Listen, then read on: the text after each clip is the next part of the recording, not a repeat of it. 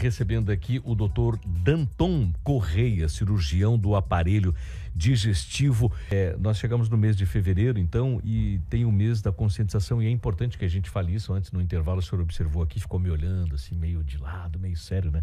Mas eu tenho que fazer essa coisa, não é bem meia-culpa, mas é quase meia-culpa. Eu tenho que dizer que eu também sou um sujeito desregrado, né, com a questão de saúde, e a gente normalmente, o senhor me corrija se eu estiver equivocado, normalmente o que as pessoas fazem? Elas querem solucionar o sintoma, né?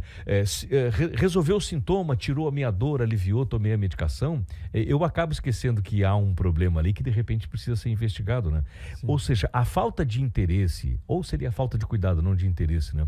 Mas a falta de cuidado do brasileiro é uma coisa bastante comum, por isso essas campanhas são importantes, né? Perfeito. Sim, a gente tem outros tipos de câncer, né, que são bastante comuns, que tem campanhas mensais, realmente, como você está falando, né? A gente, em março, aí vai ter de câncer de intestino. A gente recentemente andou falando bastante sobre esse assunto por conta dessas personalidades que tiveram essa doença, né? A Roberto Dinamite, Pelé, a Preta Gil, né? A Simone.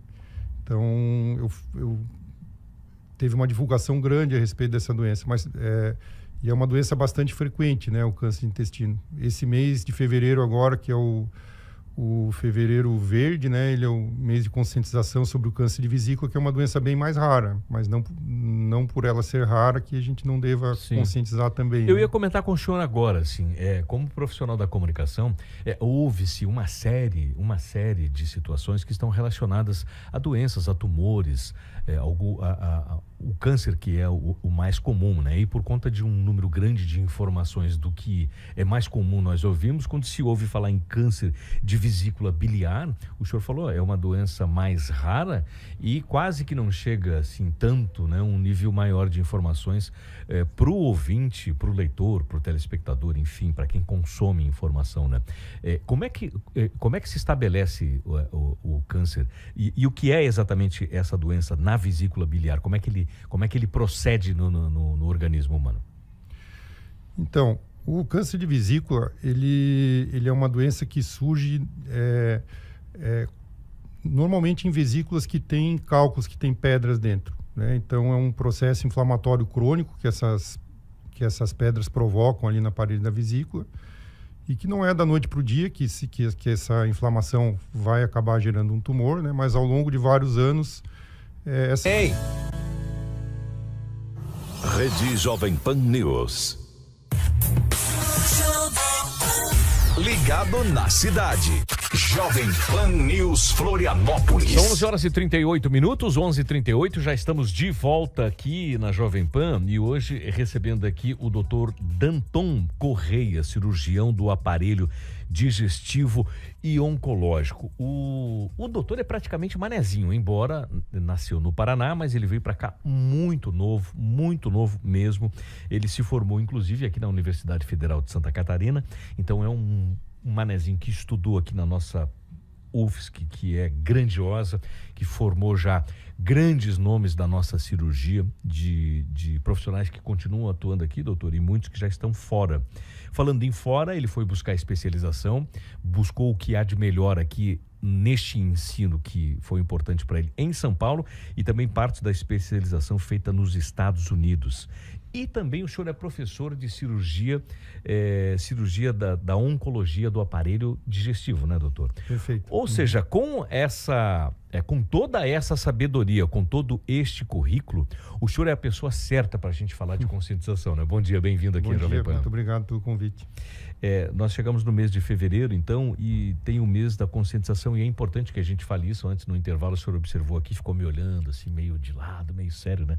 Mas eu tenho que fazer essa coisa, não é bem meia-culpa, mas é quase meia-culpa. Eu tenho que dizer que eu também sou um sujeito desregrado, né, com a questão de saúde, e a gente normalmente, o senhor me corrija se eu estiver equivocado, normalmente o que as pessoas fazem? Elas querem solucionar o sintoma, né? Resolveu o sintoma, tirou a minha dor, aliviou, tomei a medicação, eu acabo esquecendo que há um problema ali que de repente precisa ser investigado, né? Sim. Ou seja, a falta de interesse, ou seria a falta de cuidado, não de interesse, né? Mas a falta de cuidado do brasileiro é uma coisa bastante comum, por isso essas campanhas são importantes, né? Perfeito. Sim, a gente tem outros tipos de câncer, né, que são bastante comuns, que tem campanhas mensais, realmente, como você está falando, né? A gente, em março, aí vai ter de câncer de intestino, que a gente recentemente andou falando bastante sobre esse assunto por conta dessas personalidades que tiveram essa doença, né? A Roberto Dinamite, Pelé, a Preta Gil, né? A Simone. Então, eu teve uma divulgação grande a respeito dessa doença, mas e é uma doença bastante frequente, né, o câncer de intestino. Esse mês de fevereiro agora, que é o fevereiro verde, né, ele é o mês de conscientização sobre o câncer de vesícula, que é uma doença bem mais rara, mas não por ela ser rara que a gente não deva conscientizar também. Eu né? ia comentar com o senhor agora, assim, como profissional da comunicação, houve-se uma série de situações que estão relacionadas a doenças, a tumores, o câncer que é o mais comum, né? E por conta de um número grande de informações do que é mais comum nós ouvimos, quando se ouve falar em câncer de vesícula biliar, o senhor falou, é uma doença mais rara e quase que não chega assim tanto, né? Um nível maior de informações para o ouvinte, para o leitor, para o telespectador, enfim, para quem consome informação, né?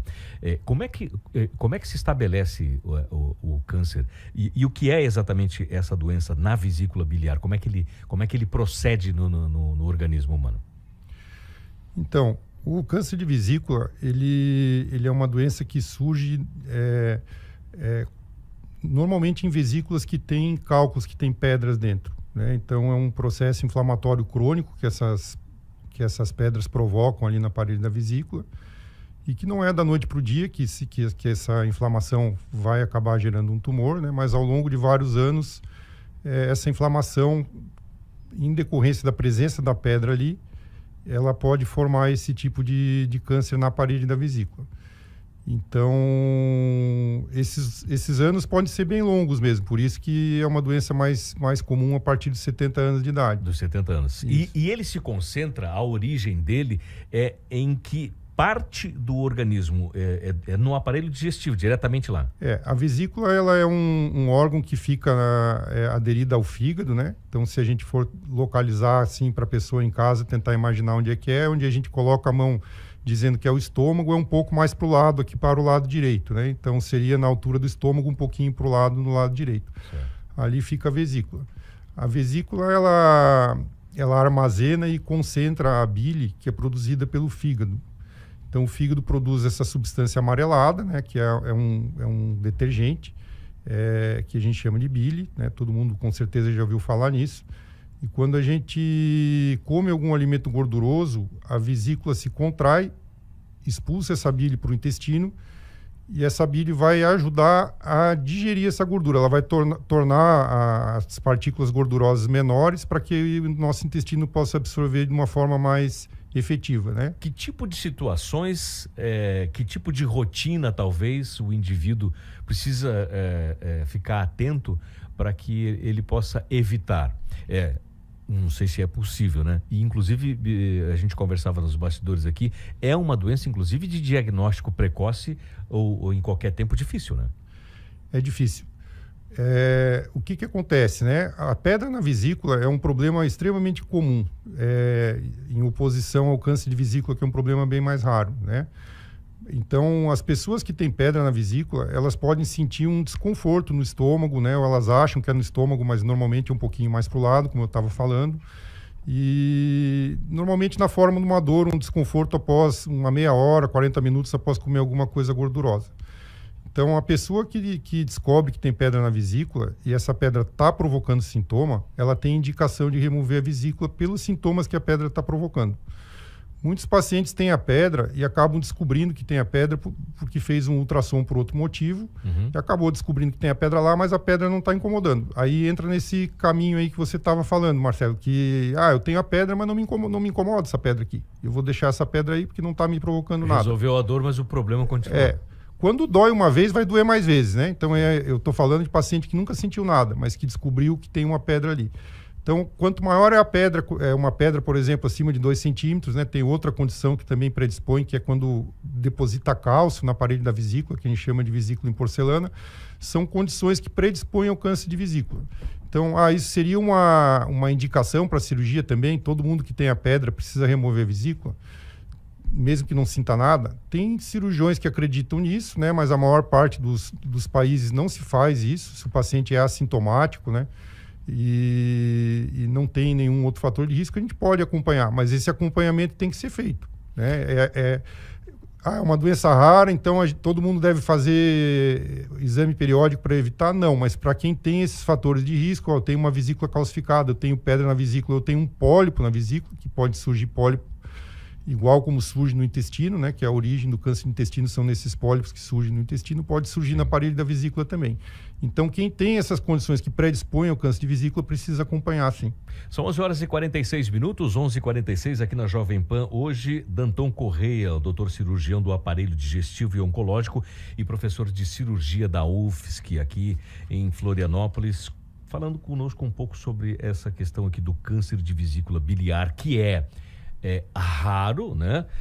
Ou não é tão comentado assim, mas em função dessa questão justamente de que quando o problema surgiu já fica tão difícil de tratá-lo, porque o tratamento ou a análise anterior precoce ali quando começa a surgir o problema é bastante dificultada. Doutor, para a gente fechar esse assunto aqui, depois de ir direto para a campanha, os sintomas normalmente são os primeiros sinais de que algo está totalmente desregulado ou já mostrando um sinal até de perigo, né? Risco de vida para uma pessoa, dependendo do tipo de doença. No caso desse câncer, quais são as situações, assim, em termos de sintoma, que são mais comuns, que é meio que peculiar e que a pessoa, de repente, pode até... Opa, eu vou correr num oncologista para saber o que está acontecendo comigo.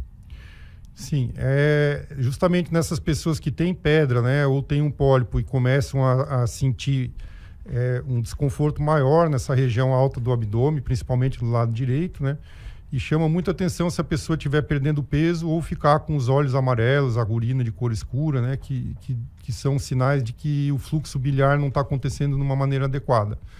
Então, isso são sinais que sempre trazem preocupação, né? Então, eu tenho pedra, agora isso começou a me incomodar, eu não sentia muita coisa, isso comecei a sentir um desconforto maior, meu olho começou a ficar amarelo, minha urina escura, comecei a sentir coceira, né? Que também é um depósito da bilirrubina na pele, provoca essa coceira. Então, são todos sinais de que a bile não está fluindo direito e isso provavelmente, né? Provavelmente não, mas tem uma possibilidade de ser por causa de um câncer. Em que parte do corpo as coceiras são mais comuns, por exemplo?